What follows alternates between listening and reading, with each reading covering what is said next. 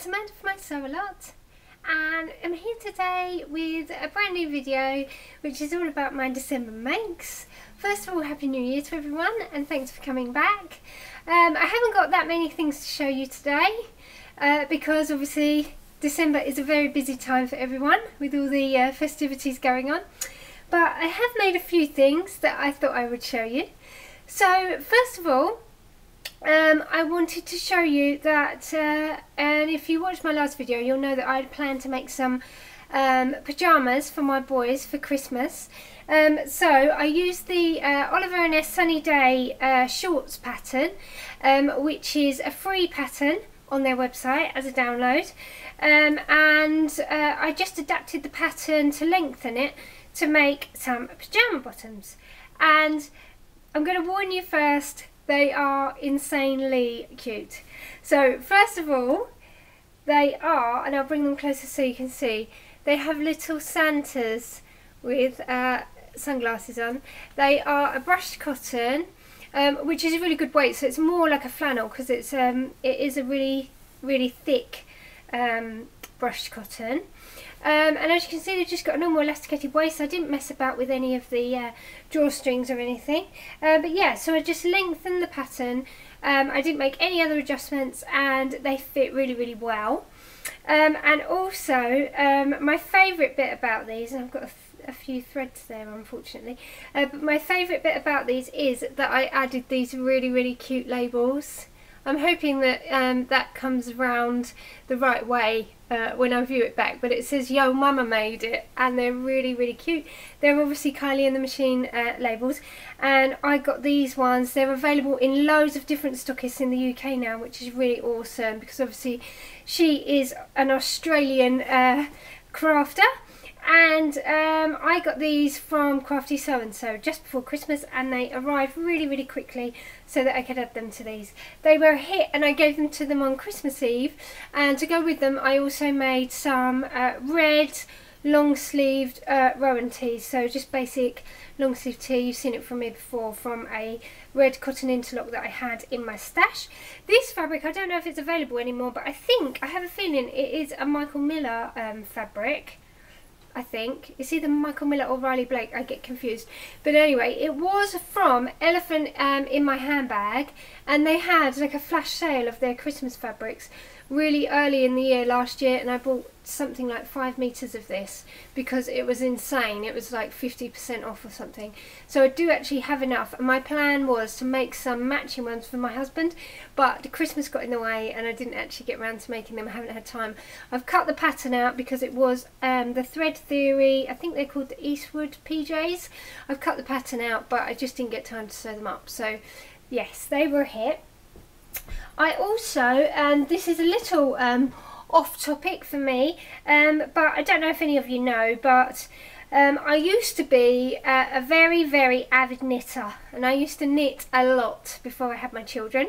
I stopped when they were really little, first of all because I was concerned if I was knitting while they were around that they were going to run into my needles and something really bad was going to happen, so I didn't knit when they were around. And then, you know, anybody who's had children, you know what it's like when they're really little.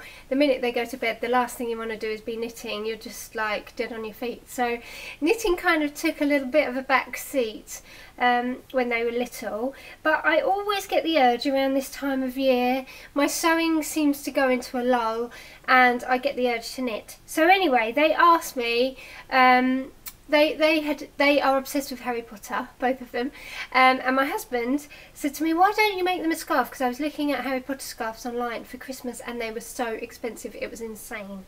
So anyway, I have made 2 scarves for them. They were Christmas presents. Obviously one is Gryffindor and one is Slytherin, and I got these really cool iron-on patches.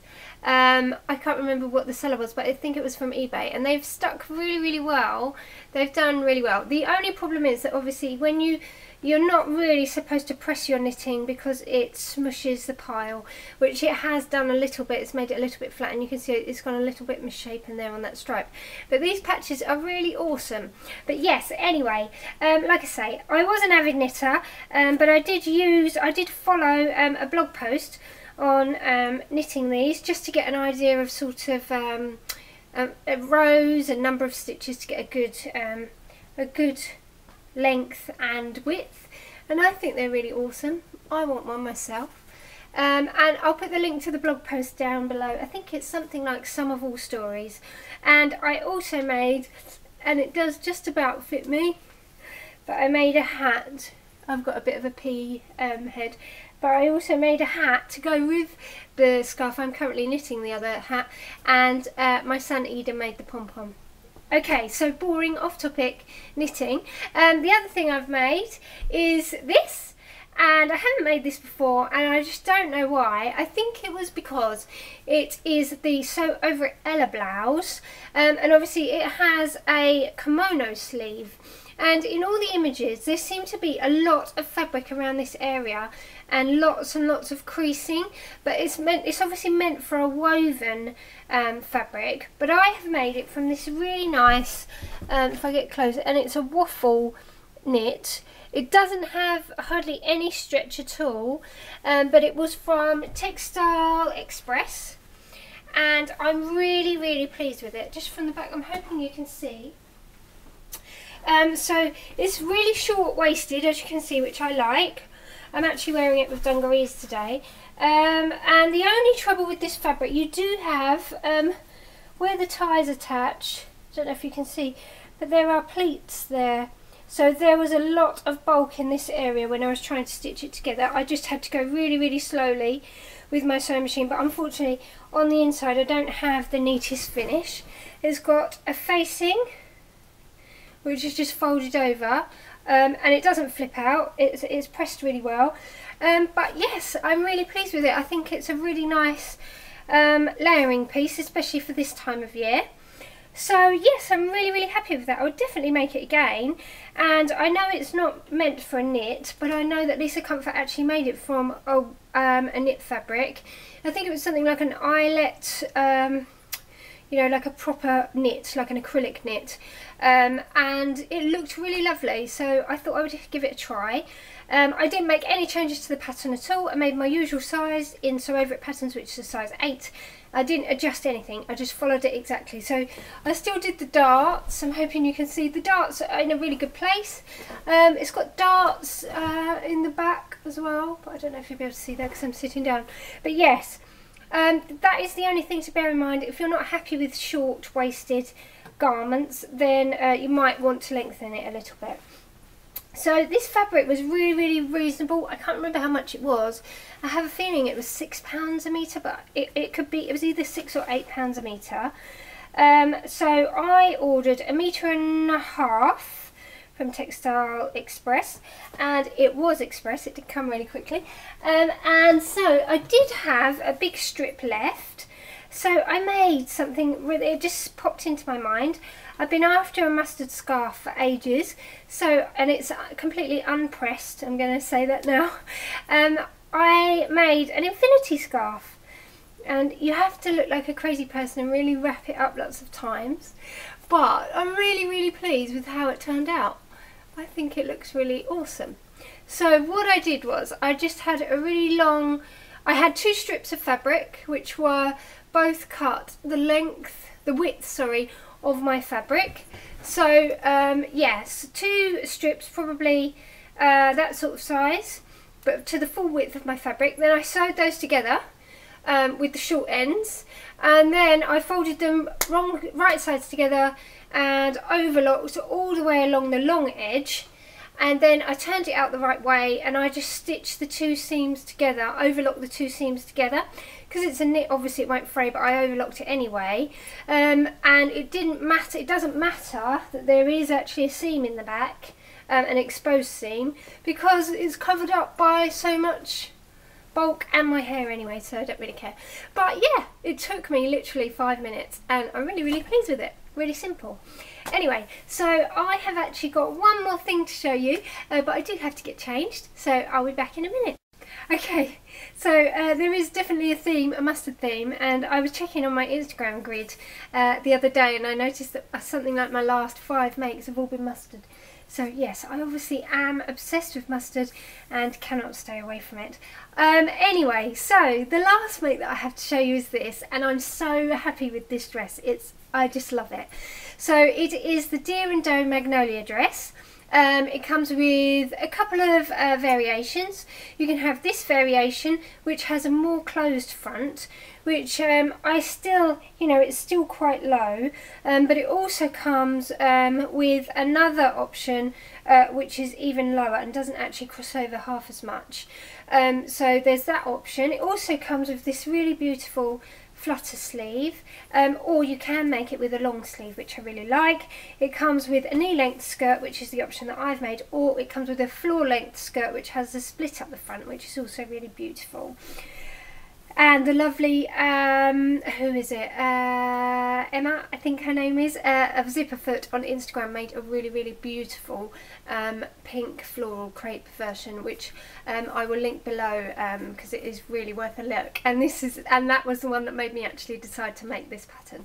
So anyway, I had already, this fabric is a really beautiful viscose. It is a Dashwood Studio viscose, and it was very, very kindly given to me by the lovely Jenny of Sew by the Sea. In exchange for some goods, we had a little bit of a bargain, so that was really lovely. And I had 2 meters of it, and I was really mithered for ages and ages over what to make because it's so beautiful. So anyway, I decided to make the Magnolia dress. I had cut out the bodice and sewn it together, and it had been sitting unmade for a while because I was waiting for a zip. And then the day before my Christmas party, the evening before my Christmas party for work, I decided that I wanted to sew it together, you know, same old. So I did get it made. A couple of things though, and I'll just show you it full length. So it's obviously just above my knees. It's got a really lovely panelled skirt, which kind of creates the look of having pleats at the front, I think, but it isn't. It's just got lots of panels.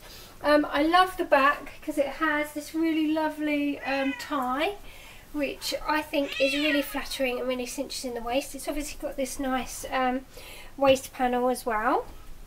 And like I say, the lovely flutter sleeves and the crossover. The neckline, my cat is just roaming around. The neckline is bound with bias tape, which I really like. It's like a bias facing. The only thing, I can't remember what size I made, but I should have sized down on the bodice because it's slightly big. But ultimately, because I was running really, really close to time, I managed, when I was putting this on the fitting stage, I realised that it fit without putting a zip in. So I didn't have to put a zip in. It's supposed to have a side seam zip, so it's obviously closed at the top and then you have your zip in the side, which I could add in later, but like I say, I can get it on no worries without a zip. So yes, I'm really, really happy with it. It turned out really well, and I would definitely make this pattern again. It's obviously a really good summer option, and I do have some lovely crepe in my stash, which would be perfect, and I've got my heart set on making another one from that. So that is it. Not too many things to show you today. I hope everybody had a really, really wonderful Christmas. I had some lovely time away, off with my family, and today's the last day. Unfortunately, they're back to school tomorrow and I'm back to work.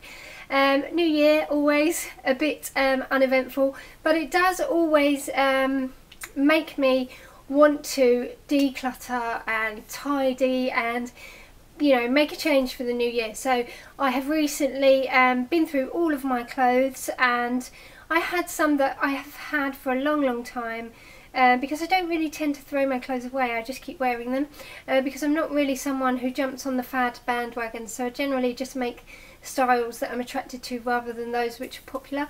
So I very rarely throw my clothes away, so they were getting out of hand, as I'm sure you can appreciate, because I sew quite a lot of things. So yes, I would say pretty much all handmade now, save for a couple of pairs of jeans and knitted sweaters and a couple of coats. Other than that, everything is handmade in my wardrobe. So yes, I decluttered and I'm ready, and I'm looking forward to sewing some more lovely pieces for my wardrobe this year. So thanks for popping by, and I will be back with my favourite patterns for 2018, which I'm just about to film, and also if I get time, potentially some plans for this month, but we shall see. So thanks for watching and I'll see you soon. Bye!